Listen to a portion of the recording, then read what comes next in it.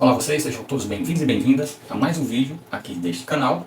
E hoje trago com grande alegria e grande satisfação para vocês aqui o término da minha coleção. Enfim, consegui concluir essa coleção que ultimamente tem sido pauta aí de muitos bate-papos, muitos vídeos, e a coleção Batman Um Dia Ruim. O oitavo e último volume foi sobre o Ra's al Ghul. E eu quero aqui compartilhar com você a ordem aqui de publicação, o meu post sobre elas, o que ela agrega de positivo e negativo ao universo do morcego. Então, se você já é inscrito nesse canal, deixa seu like, curta, compartilha, comenta aí, deixa aí a sua opinião. E você que acidentalmente esbarrou nesse vídeo, se inscreve e dá essa força, ok? Então, vamos falar e mostrar para vocês as edições, os 8 volumes, e o que isso tem a ver com a Piada Mortal. A Piada Mortal aí, que é um clássico aclamado, mas eu tenho uma opinião um pouco diferente. Gosto muito, faz parte aí, digamos assim, do meu top 20 de principais leituras, mas tem coisas aqui que eu não aprovo não, e eu tenho certeza que tem gente que não vai gostar do que eu vou dizer. Mas enfim, após a vinheta, fica com a gente, nós vamos mostrar e explicar tudinho direitinho isso aqui, ok?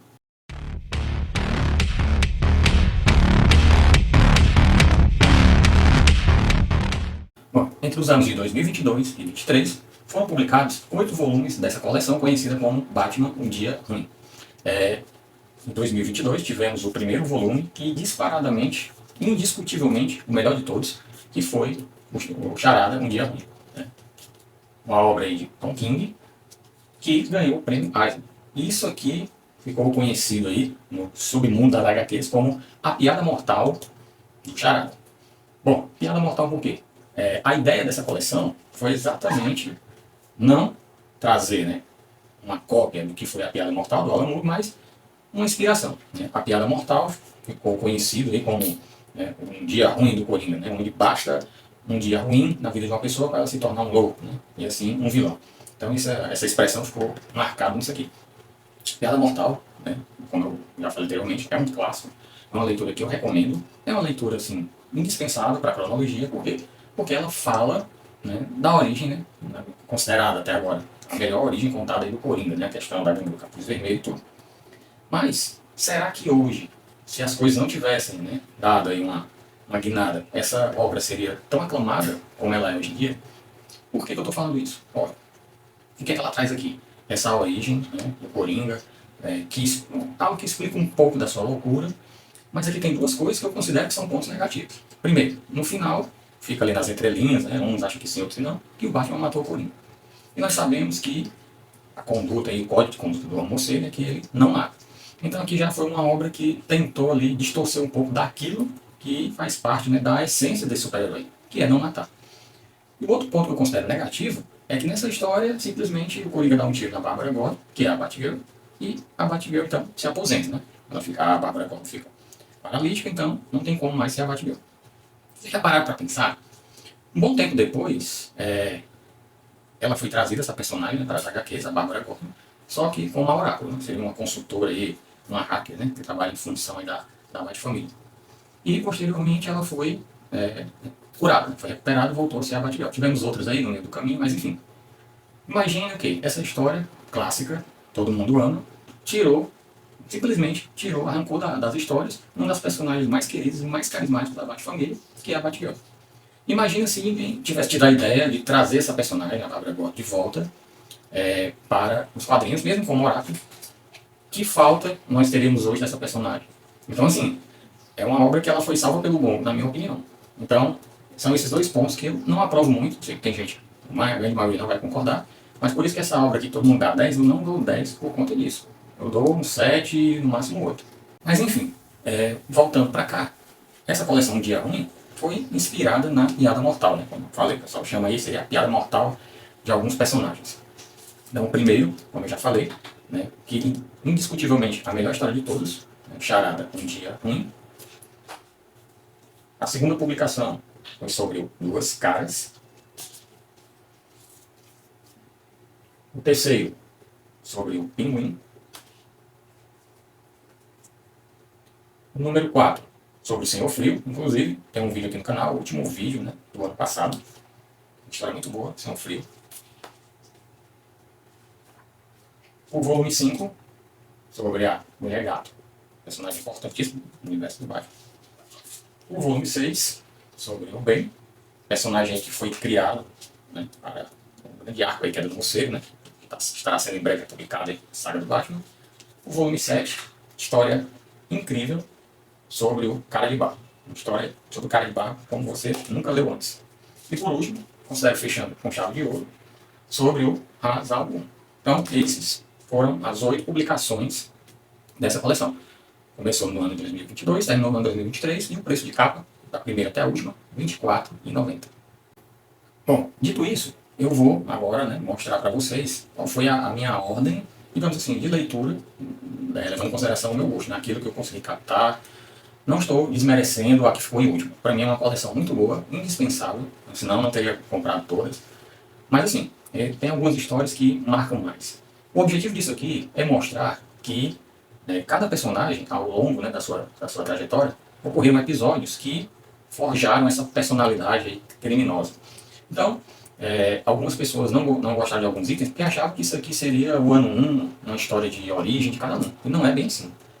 Até onde eu entendi, a proposta dessa coleção é mostrar aí a formação, digamos assim, do lado psicológico, né, o psique aí de cada um. Lógico que tem, né, alguns relatos da sua origem, alguns contam coisas que vão um pouco além da origem, alguns episódios, né, que fogem um pouco daquela origem clássica, mas que realmente fizeram parte da construção da personalidade de cada um. E o interessante é que isso para mim me mostra como Gotham City é uma cidade tóxica. Né? Muita gente fala, esse monte de vilões aqui fantasiados é culpa do Batman. Se o Batman não existisse, não teria esses malucos aí. Né? E eu digo para você que você está redondamente enganado. Né? Gotham City é uma cidade que ela é uma fábrica de loucos, de criminosos. Né? Então, a criação das pessoas, a maneira como elas vivem, acaba levando as pessoas ao extremo. E basta um dia ruim para aquelas que são psicologicamente fracas, para que elas cheguem à loucura. E o Batman é um anti-louco, né? Um louco às avessas que tenta consertar isso aí. Então, para você que acha que esse maluco existe por causa do Batman, sinto muito, lamento dizer que você está batimamente errado. E aqui, em primeiro lugar, eu gostei, lógico, não tinha como ser outra do Charada, olha. Isso aqui foi uma das melhores leituras que eu fiz nos últimos tempos. Tá saindo agora o Charada no 1, já comprei, né, encomendei, não recebi ainda, está em pré-venda. Eu acho, comprei por curiosidade, mas eu acho que dificilmente o ano 1 vai bater isso aqui. Isso aqui para mim até agora é uma das melhores coisas sobre o personagem e dificilmente vai ter algo que supere isso aqui. Pode até igualar, mas superar não. É tanto que a obra do Tom King ganhou prêmio Eisner. Então, se você não interessa muito por isso aqui, mas isso aqui, lê, vale muito a pena. Você vai conhecer muita coisa da personalidade deste camarada aqui, que é o Charada. Bom, pela minha humilde opinião, eu deixei em segundo lugar essa sobre o Cara de Barro. É um personagem que gera um pouco de confusão, né? Porque nós sabemos que teve mais de um Cara de Barro. E aqui você mostra uma história por um lado bem diferente desse personagem que te desperta até um pouco de curiosidade de conhecer um pouco mais. A questão aí do ator, né? Que é um dos Caras de Barro, que é o meu preferido.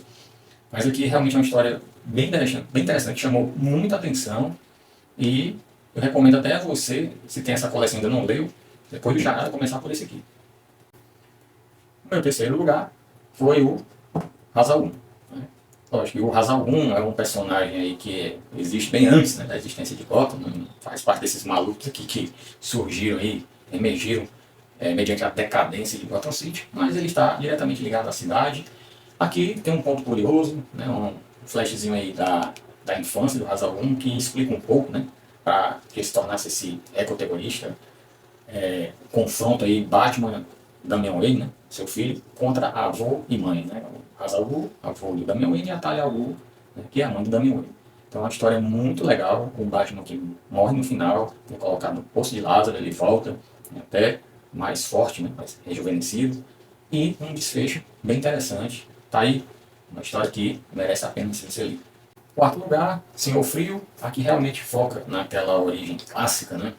É um vídeo aqui no canal, como eu já mencionei, da sua esposa, a Nora, que é na cama criogênica.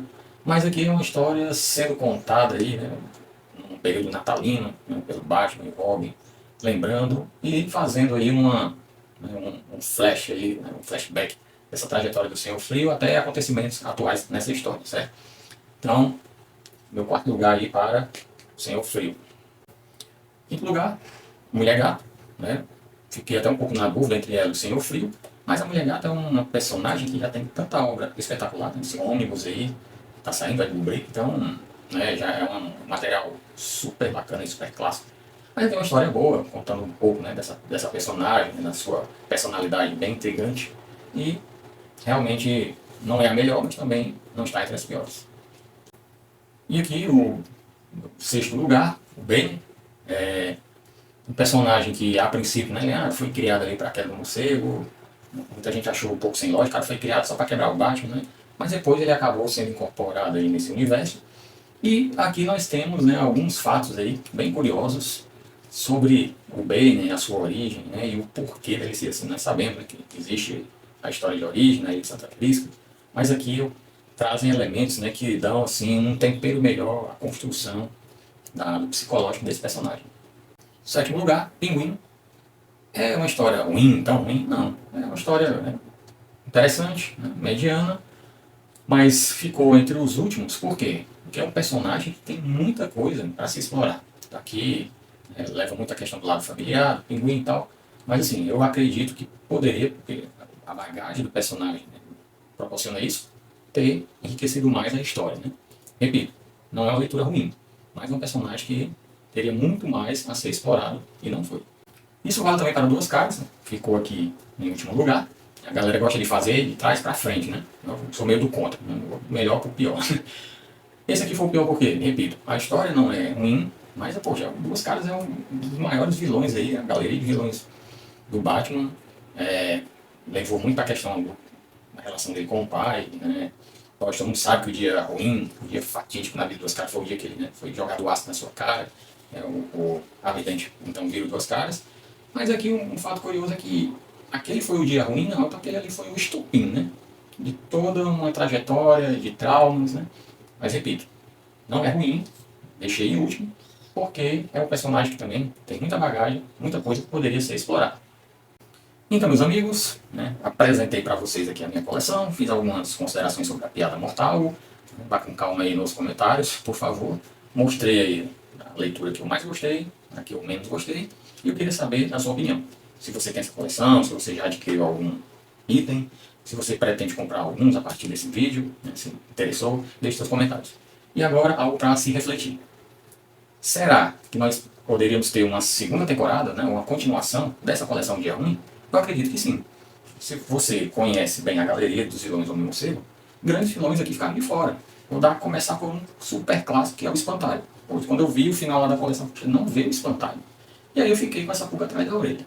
Bom, será que vem por aí uma continuação, uma segunda temporada, que agora só fala temporada, mas enfim, uma continuação, né?